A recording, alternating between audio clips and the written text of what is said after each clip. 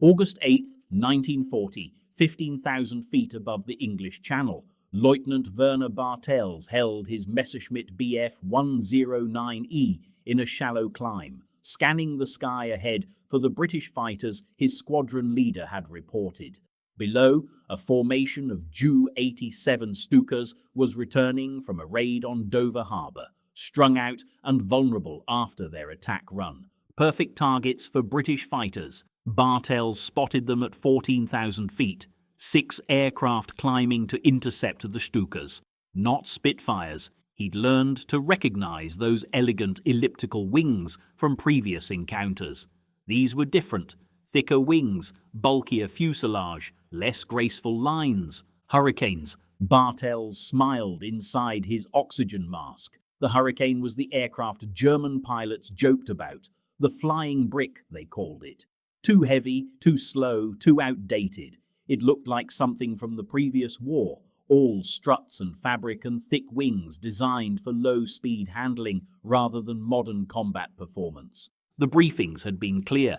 The Hurricane was inferior to the 109 in every measurable way, slower in level flight by 50 kilometers per hour, lower ceiling, worse climb rate, less firepower, 8 rifle-caliber machine guns versus 2 20mm cannons. Even the construction was obsolete. The Hurricane's rear fuselage was fabric-covered metal tubing, while the 109 was all-metal stressed skin.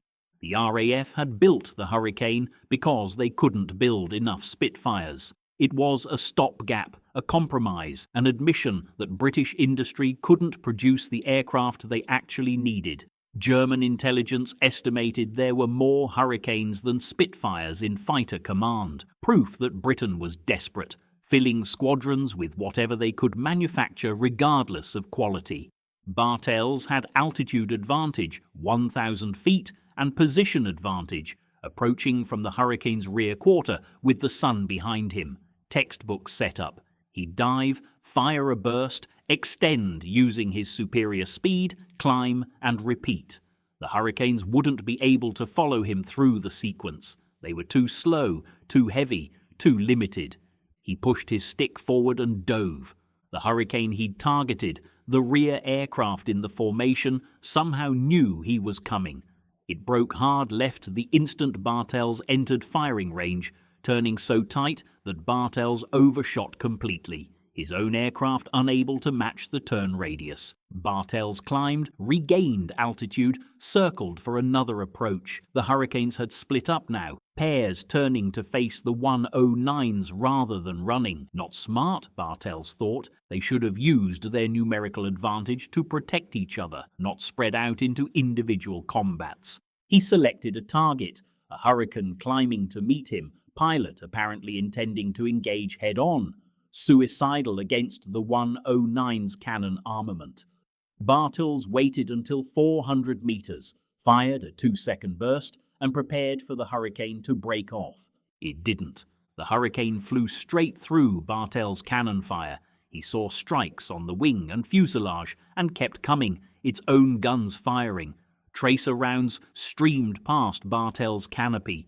He broke hard right, surprised and suddenly concerned that the British pilot was either insane or far more skilled than intelligence suggested. The Hurricane followed him through the break, staying on his tail through a diving turn that should have been impossible for an aircraft that heavy and slow. Bartels pulled into a climbing spiral, using full throttle to extend distance. The Hurricane fell behind, couldn't maintain the climb rate, and Bartels regained altitude advantage. But when he looked down, the Hurricane wasn't running. It was circling at 12,000 feet, waiting like a predator that had patience to spare. The engagement lasted 11 minutes. Bartels used every advantage the 109 possessed, speed to dictate engagement range, climb rate to maintain altitude dominance, dive performance to attack and escape. The Hurricane countered with something Bartels hadn't expected, an ability to absorb punishment, turn inside any maneuver the 109 attempted, and keep fighting long after it should have been destroyed or driven off. Twice Bartels got firing solutions. Twice he put cannon shells into the Hurricane's wings and fuselage. The British aircraft shuddered. Pieces flew off the wing fabric, but it kept flying, kept turning, kept forcing Bartels into defensive maneuvering. Eventually Bartels's wingman called low fuel. The engagement had gone too long. Time to disengage and return to France. Bartels took one last look at the Hurricane, still flying, still circling, its pilot apparently unbothered by the damage to his aircraft, and turned for home. That evening, at the debriefing, Bartels reported what had happened. His squadron leader listened, then asked the obvious question. You had altitude, speed, and position advantage against an inferior aircraft. Why didn't you shoot it down? Bartels chose his words carefully. The Hurricane is not what we were told it would be. The assumption. In 1940, German intelligence assessments of the Hurricane were comprehensive, detailed, and fundamentally wrong. The reports acknowledged the Hurricane's strengths: rugged construction, heavy armament for its weight class, good low-speed handling, but they emphasized what German analysts saw as fatal weaknesses: obsolete construction methods, insufficient speed, inadequate climb rate, poor performance above 20,000 feet. The Messerschmitt Bf 109E, by comparison, represented modern fighter design, all-metal construction, high speed, excellent climb rate, heavy armament.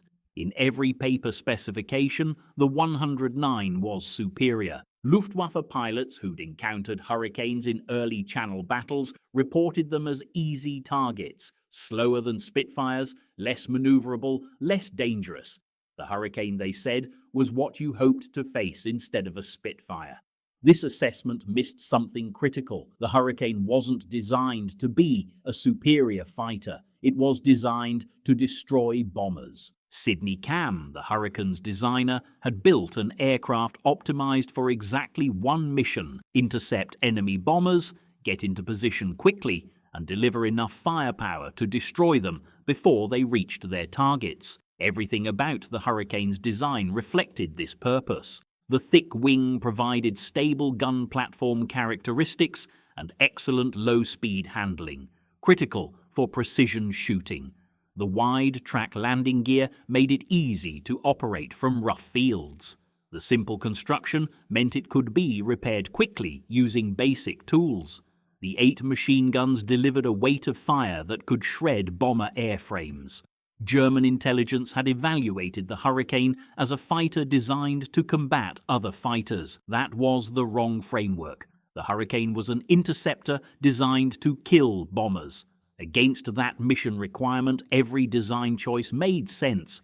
But in the summer of 1940, with the Luftwaffe's bombing campaign against Britain in full operation, those design choices meant the Hurricane was facing exactly the targets it had been built to destroy. The Germans were sending bombers into British airspace, expecting their fighter escorts to handle British interceptors. They'd forgotten that the Hurricane had been designed specifically to make that escort mission impossible.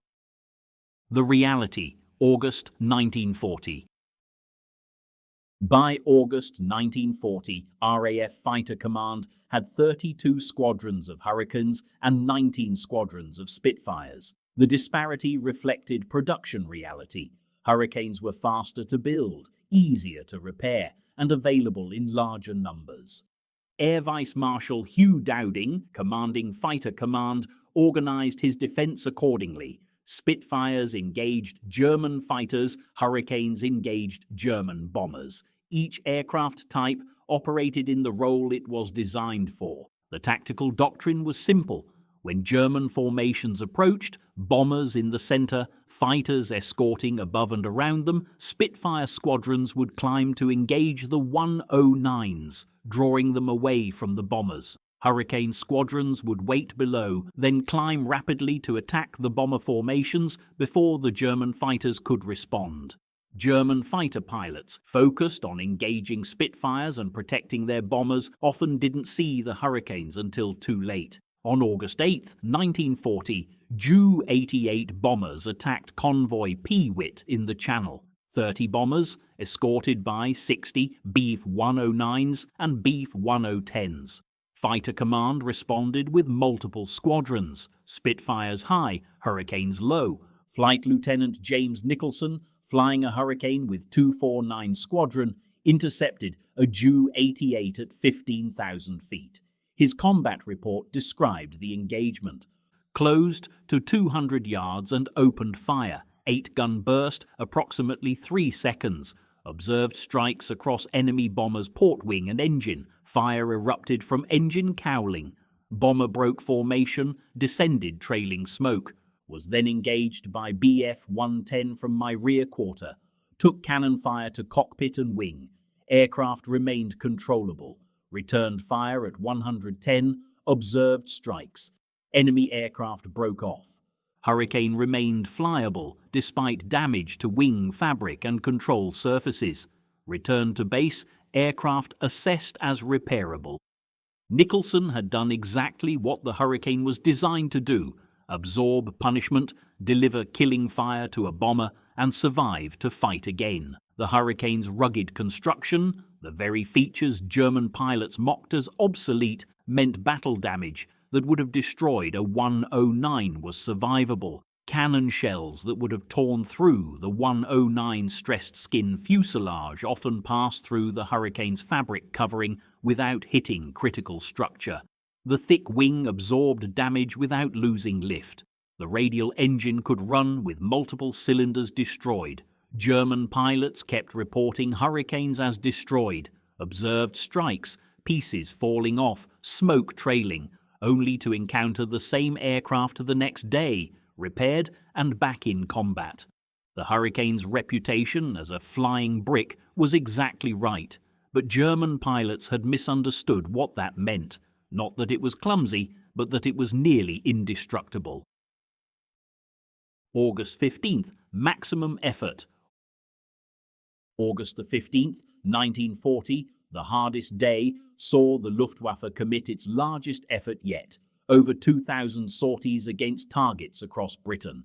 The plan was to overwhelm Fighter Command through sheer numbers, force British fighters to engage everywhere simultaneously, and create opportunities for bombers to reach their targets unopposed. The plan assumed Fighter Command had limited resources, that losses would force them to concentrate defenses in critical areas, leaving other targets vulnerable.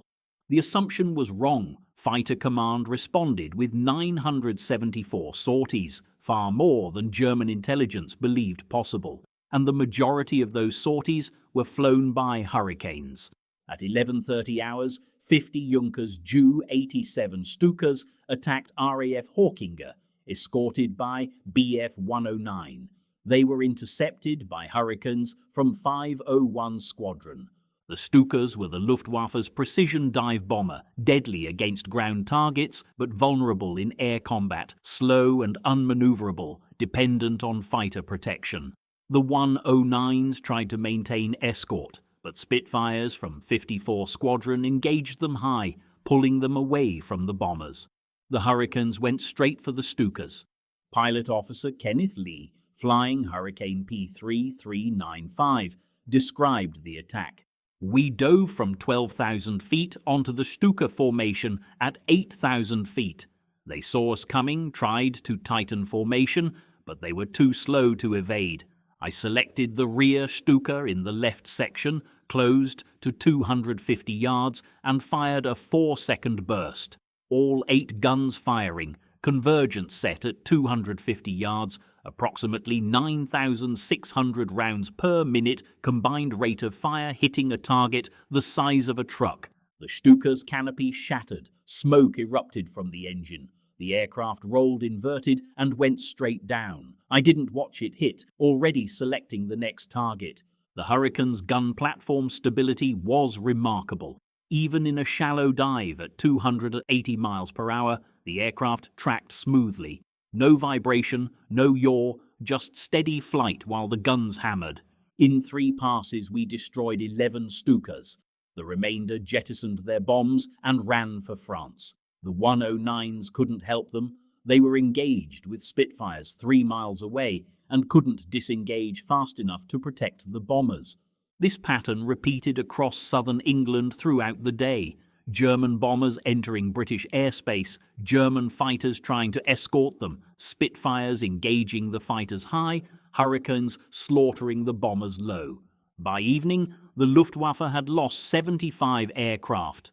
The Hurricanes had accounted for 48 of them, mostly bombers, but also several fighters that had been caught at disadvantage or had foolishly tried to turn fight with the British interceptors.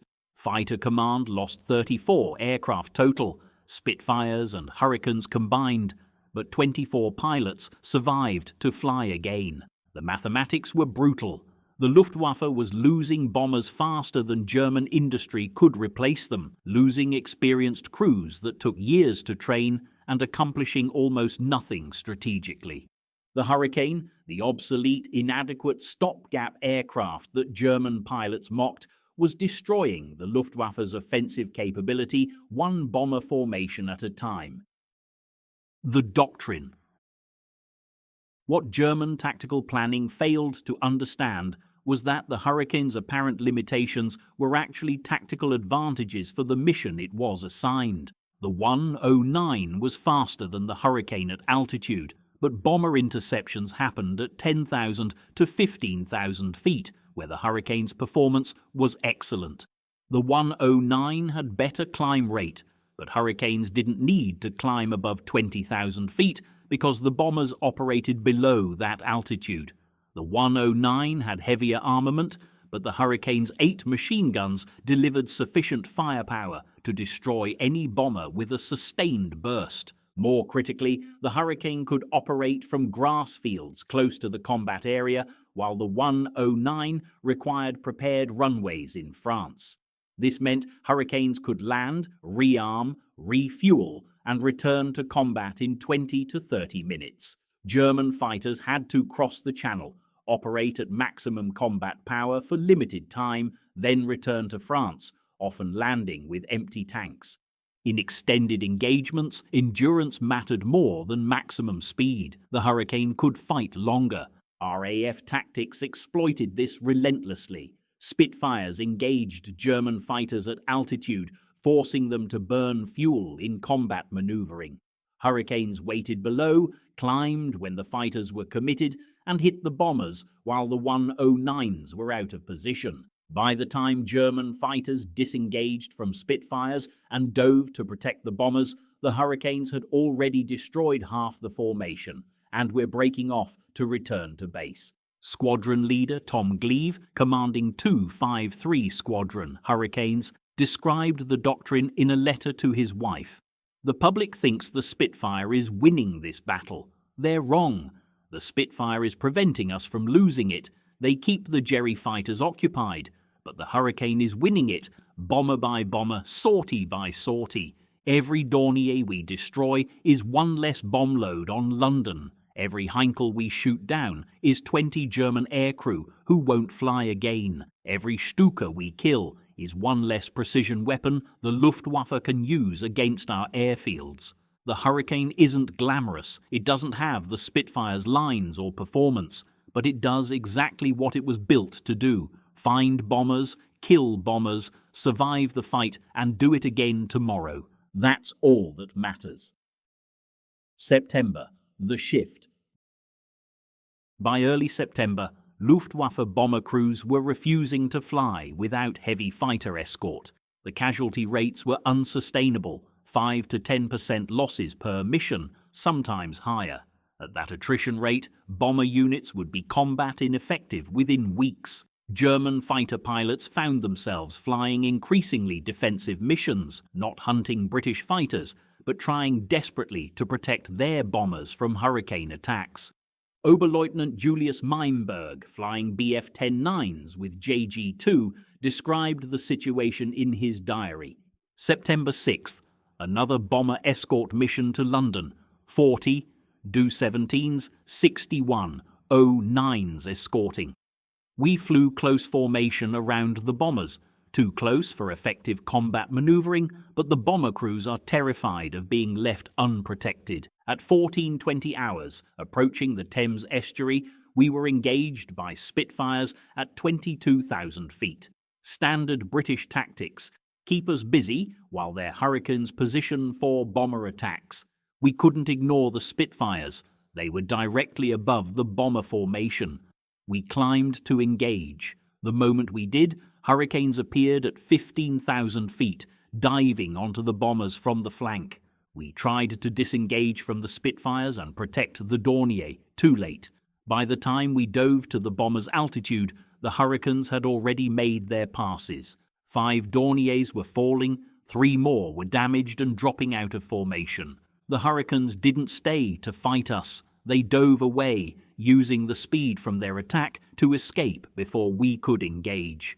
Professional, efficient, ruthless. The bomber crews are demoralized. They know the fighters can't protect them. They know the Hurricanes are hunting them. They know each mission might be their last.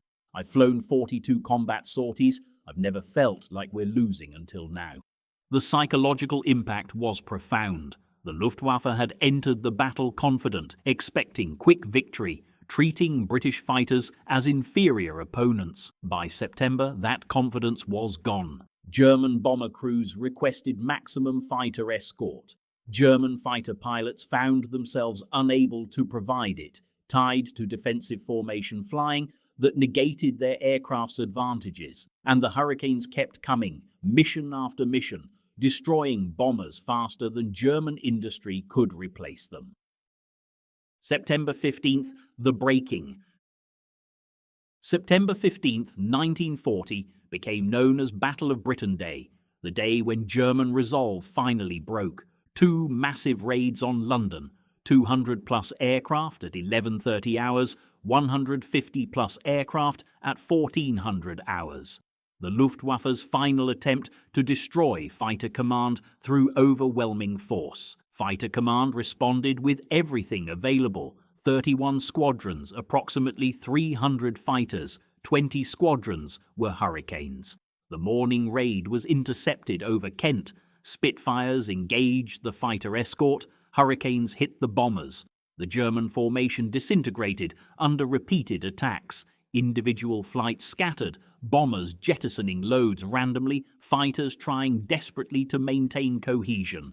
Pilot Officer William Millington, flying Hurricane 56864 with 249 Squadron, described the engagement. We intercepted at 18,000 feet, 30-plus Heinkels in tight formation with 109s above and around them. Standard approach: dive through the fighter screen, fire into the bomber formation, break away before the escorts can react. I selected a Heinkel in the second section, closed to 200 yards, fired a 6-second burst, observed strikes on both engines and fuselage. Aircraft began losing altitude, fell out of formation, trailing smoke. Continued through the formation, fired at second Heinkel, shorter burst, maybe 3 seconds. Strikes observed on port wing, continued diving to escape, pulled out at 12,000 feet, climbed for altitude. Looked back, the German formation was scattered across 15 miles of sky. Individual bombers heading back to France, no longer maintaining formation. Mission aborted. The Hurricane gave us the tools we needed: enough speed to intercept, enough firepower to destroy targets, enough ruggedness to survive the fight. The Germans had better aircraft on paper. We had the right aircraft for the job. The afternoon raid went the same way. German formations broken up before reaching London, bombers scattered, missions aborted. By evening, the Luftwaffe had lost 56 aircraft, 35 of them bombers. Fighter Command lost 29. 2 days later, Hitler postponed Operation Sea Lion indefinitely. The invasion was cancelled. The air campaign had failed. The Hurricane, mocked as obsolete, dismissed as a stopgap, derided as inferior, had destroyed the Luftwaffe's ability to conduct daylight operations over Britain. October, the accounting. Between July 10th and October 31st, 1940, RAF Fighter Command claimed 1,733 enemy aircraft destroyed. Post-war analysis reduced this to approximately 1,887 actual losses. Combat claims are always inflated due to multiple pilots claiming the same aircraft. Of those losses, Hurricanes accounted for approximately 60%, around 1,100 aircraft destroyed.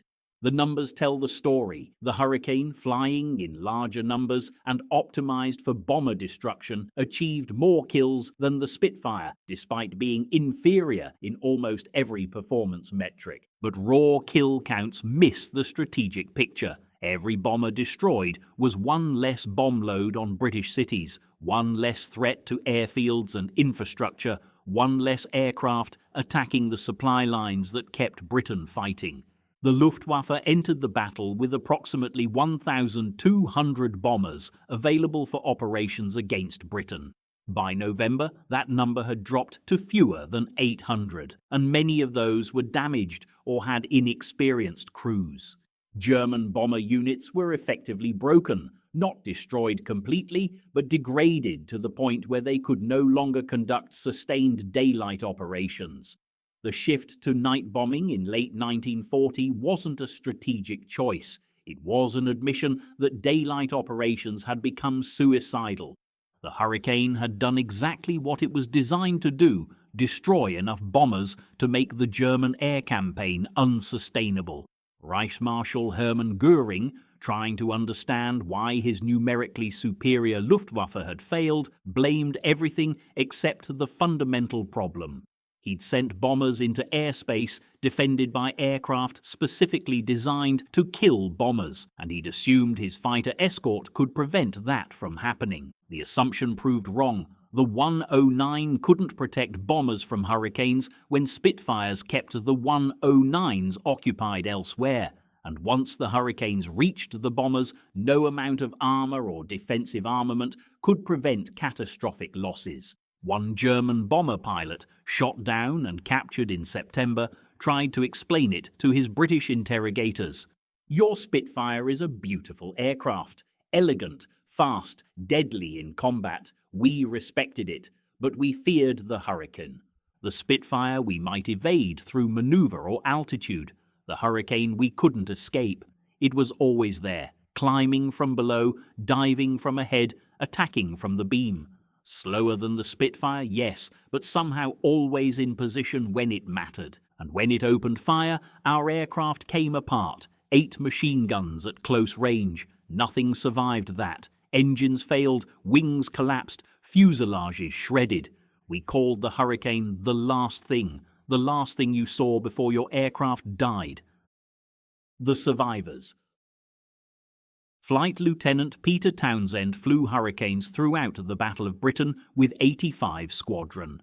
He survived the war, lived to age 80, and spent decades trying to explain what the Hurricane meant to the pilots who flew it. In his memoir, written 50 years later, he described his feelings about the aircraft. "The public loved the Spitfire.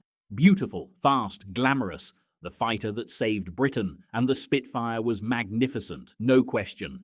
But we won the Battle of Britain in Hurricanes. The Spitfire fought the 109s and prevented them from dominating our airspace. Critical work, essential work. But the Hurricane fought the bombers, the Heinkels and Dorniers and Stukas that were actually trying to destroy Britain. Every time we took off, we knew our mission: find the bombers, kill the bombers, survive to do it again tomorrow. The Hurricane let us do that work. It wasn't the fastest aircraft, it wasn't the most maneuverable, it wasn't the prettiest, but it was rugged, reliable, heavily armed, and nearly indestructible. When I took battle damage, and I took damage several times, the Hurricane kept flying. When I needed to put sustained fire into a bomber, the Hurricane's gun platform stability made accurate shooting possible. The Germans mocked it as obsolete. They were wrong. It was purpose-built for the exact mission we needed to accomplish, and it performed that mission better than any aircraft in the world. I loved the Hurricane the way soldiers love reliable weapons, not for elegance or performance specifications, but for the simple fact that it kept me alive and let me do my job effectively. That's all you can ask of a combat aircraft. The Hurricane delivered. The legacy. The Hurricane remained in production until 1944. Over 14,500 were built, more than any other British aircraft of the war. It served in every theatre: Britain, Mediterranean, North Africa, Burma, Soviet Union. It was never obsolete. Each time requirements changed, the Hurricane adapted. Fighter bomber, tank buster, night fighter, naval fighter.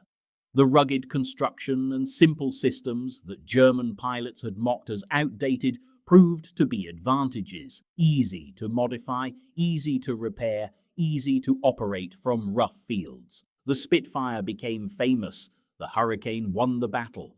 Post-war analysis confirmed what pilots had known at the time.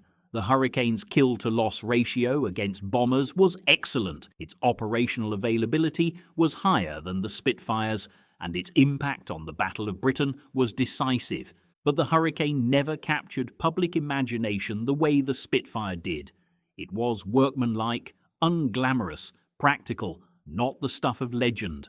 The pilots who flew it didn't care about legends. They cared about surviving combat and destroying enemies. The Hurricane let them do both.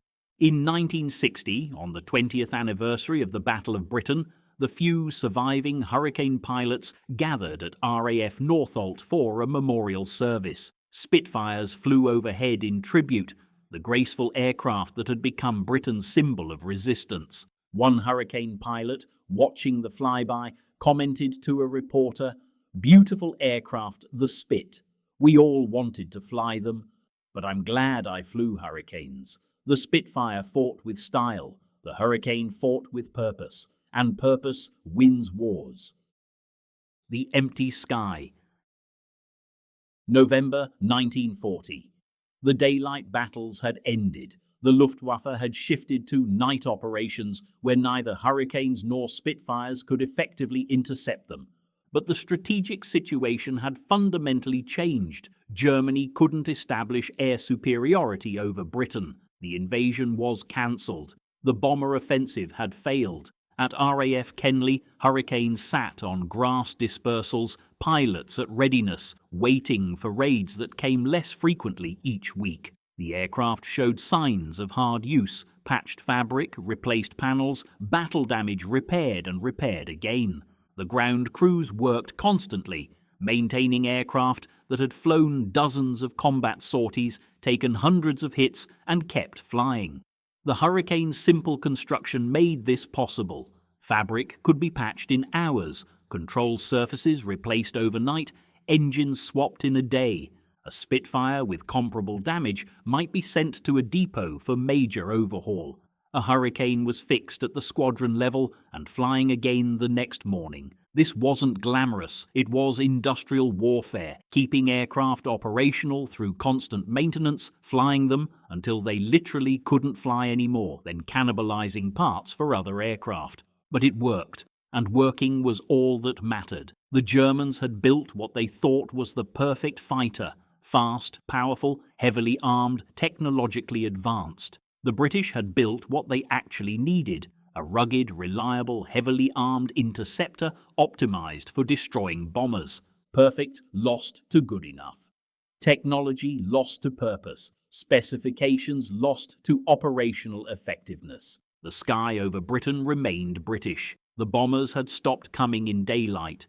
The Hurricane pilots had done their duty, professionally, effectively, without glory or recognition, because that's what RAF pilots did. The Germans had mocked the Hurricane as obsolete. The British had simply used it to win the battle, one bomber at a time, one sortie at a time, until the enemy stopped coming. The Hurricane's thick wings cut through empty sky, unglamorous and deadly, waiting for the next threat. The war had 4.5 years left to run. The Hurricane would fight in all of them, in every theatre, doing whatever job needed doing.